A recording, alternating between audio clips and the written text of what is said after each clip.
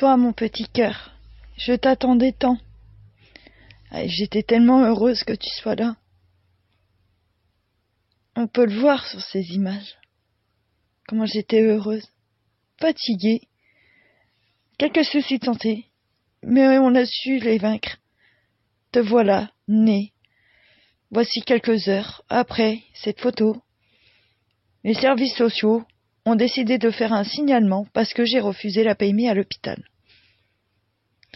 Ça a été dur, très dur à encaisser puisque j'ai dû aller au tribunal. Voilà quelques photos de mon petit, tout petit qu'il était. Il est resté avec nous pendant plus de 3 ans et demi avec nous.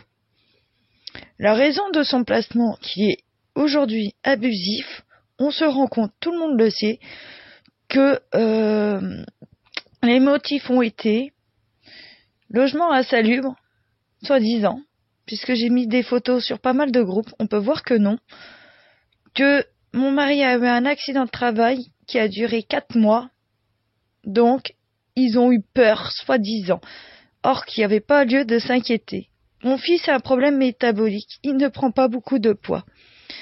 Suite à ça, les médecins ne se sont jamais inquiétés, mais on a fait le nécessaire pour son suivi de poids. Toutes les semaines, il va notamment au médecin traitant, une fois par mois à la PMI et une fois tous les 6 mois avec le pédiatre. Tout allait bien jusque-là. Et on nous a dit comme quoi que notre fils était sous-nourri. Alors si ça aurait été le cas avec tous les suivis qu'il a, il y aurait longtemps que ce signalement aurait été fait par plusieurs de ces professionnels. Pour qui, comment, où ça? Merci à l'AEMO de m'avoir détruit ma vie, détruit un enfant de 3 ans et demi, que je citerai bien sûr le nom, c'est Madame Strampel et Monsieur Pruvot, qui ont décidé de nous l'arracher sans aucun état d'âme, sans aucune peine. Ils savaient très bien les conséquences, puisque dans les conditions que ça a été fait, nous, c'est la gendarmerie qui est venue chez nous d'un côté, et de l'autre, ils étaient en train de récupérer mon fils à l'entrée de l'école, devant ses petits camarades, et ainsi que les familles de ces enfants-là. Ça a été un choc pour tout le monde, puisque personne n'a compris du pourquoi et du comment, encore moins les professeurs, puisqu'ils ont relevé aucune inquiétude de notre part, ou du comportement de notre fils. Aujourd'hui, notre fils est placé en foyer d'accueil. C'est un enfant qui va mal.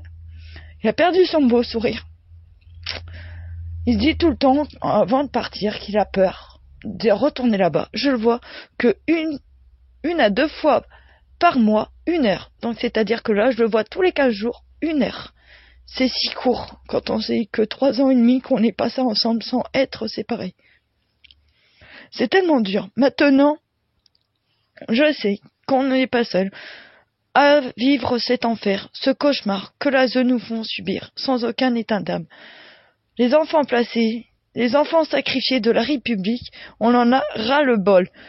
Donc, c'est un moyen pour eux de pouvoir se faire de l'argent sur le dos de nos enfants. Nous, parents, nous ne sommes plus parents. Nous sommes des moins que rien. Les enfants sont considérés comme des enfants de la République. Donc il faut se battre jusqu'au bout, pas n'importe comment. Attention aux associations qui peuvent être frauduleuses, qui vous demandent une somme conséquente d'argent et au final ne feront rien.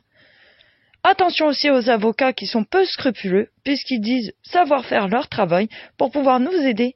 Il en est rien. Rien du tout. Donc c'est-à-dire qu'ils vous prennent un maximum d'argent et au final, il n'y a rien qui se passe par rapport à vos enfants.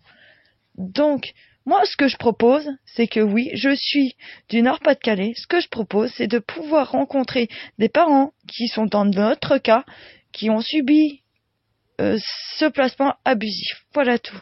Merci à tous.